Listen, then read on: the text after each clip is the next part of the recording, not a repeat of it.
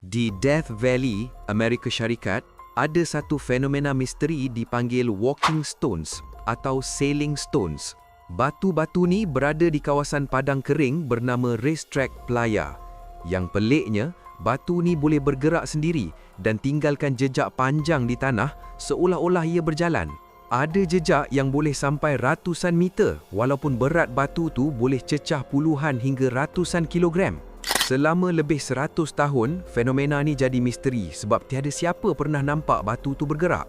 Tapi akhirnya, pada tahun 2014, saintis berjaya merakam pergerakan batu ni dengan kamera. Rupanya, bila hujan, permukaan tanah jadi berlumpur dan waktu malam, air akan membeku jadi ais nipis. Bila matahari naik time siang, ais tu pecah dan angin perlahan menolak kepingan ais bersama batu, membuatkan batu tu bergerak perlahan di atas tanah. Pergerakannya sangat perlahan, kadang cuma beberapa sentimeter seminit. Setelah bertahun-tahun lamanya, misteri ini akhirnya terjawab. Follow dan like untuk lebih banyak info menarik.